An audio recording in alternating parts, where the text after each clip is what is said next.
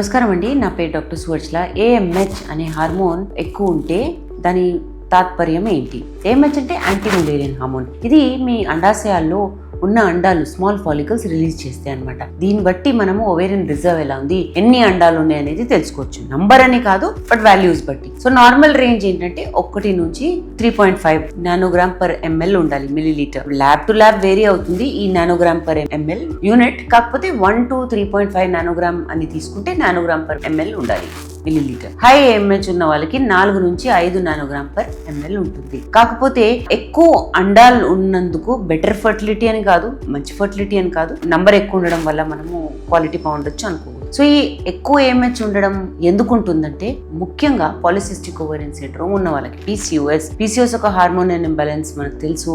వీళ్ళలో ఏంటంటే ఇర్రెగ్యులర్ లేదా పీరియడ్సే ఉండకపోవడము, అండం విడుదల కాకపోవడము, మేల్ హార్మోన్స్ చాలా ఎక్కువ ఉండడం, ఆండ్రోజన్స్ అనేవి. స్కాన్ చేస్తేనేమో అండాశయాలు చిన్న ఫాలికల్స్ చాలా ఎక్కువ ఉండడం అనేది జరుగుతుంది. ఈ ఫాలికల్స్ ఏం చేస్తాయంటే AMH రిలీజ్ చేస్తుంది. అందుకనే పిల్లల్లో ఈ AMH లెవెల్స్ చాలా ఎక్కువ ఉంటాయి. ఈ ఆడోళ్ళలో చాలా ఎగ్స్ ఉంటాయి కానీ అండం విడుదలవ్వదు. అందుకనే ఫర్టిలిటీ ప్రాబ్లం రావచ్చు, సంతానలేమి సమస్య. ఈ ఎక్కువ AMH ఉన్న వాళ్ళలో ఓవ్యులేషన్ ప్రాబ్లమ్స్ అవ్వడము, చిన్న ఫాలికల్స్ చిన్న గ్రోత్ స్టేజ్ లోనే స్టక్ అవ్వడం వల్ల ఫాలికల్ పెరిగి మెచ్యూర్ అయ్యి విడుదల కాకపోవడం అనేది జరుగుతుంది. హార్మోనల్ ఇంబ్యాలెన్స్ కూడా అవుతుంది. హై AMH ఎక్కువ ఉంటే ఏంటంటే ల్యూటినైజింగ్ హార్మోన్ ని పెంచేస్తుంది, మేల్ హార్మోన్స్ ఆండ్రోజన్స్ ని పెంచడం జరుగుతుంది. అందుకనే అండం రిలీజ్ అవ్వదు. OHSS ఓవేరియన్ హైపర్ స్టిమ్యులేషన్ కూడా అవుతుంది IVF చేయించుకుంటే. ఇలాంటి పేషెంట్ లో ఏంటంటే వీళ్ళు ఓవర్ రెస్పాండ్ చేస్తారు. మెడికేషన్స్ ఇస్తే తక్కువ డోస్ ఇచ్చినా వీళ్ళు ఓవర్ రెస్పాండ్ చేస్తారు. ఓవేరియన్ హైపర్ స్టిమ్యులేషన్ అవినందుకు ఒక సీరియస్ కాంప్లికేషన్ లాంటి సిచ్యువేషన్లు కూడా వెళ్ళొచ్చు. వీళ్ళకి లో డోస్ మెడికేషన్స్ ఇవ్వాలి. ఇప్పుడు హై AMH ఉంటే మటుకు క్లినికల్ సైన్స్ అంటే PCOS ఏమైనా ఉందా అని చూస్తారు. ఇర్రెగ్యులర్ పీరియడ్స్ ఉన్నాయా, పింపుల్స్ ఉన్నాయా, హెయిర్ గ్రోత్ ఎక్కువ ఉందా అనేది గమనించడం జరుగుతుంది.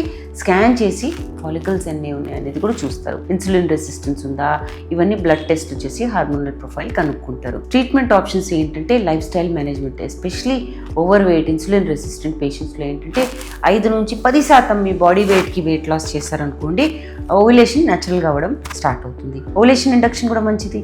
లెట్రోజోల్ ఇస్తారు first line of treatment. Clomiphene citrate కూడా ఇస్తారు. ఇది కూడా ఒక మంచి ఆప్షన్. కాకపోతే మానిటరింగ్ చేయాలంటే స్కాన్స్ చేసుకుంటూ మల్టిపుల్ ఫాలికల్స్ ఉన్నాయా లేదా చూసుకుంటూ వెళ్ళాలి. మెట్ఫార్మిన్ అని కూడా ఇస్తారు మెడికేషన్. ఇందులో ఇన్సులిన్ రెసిస్టెన్స్ వాళ్ళకి చాలా మంచిది. ఇన్సులిన్ సెన్సిటివిటీ పెరుగుతుంది.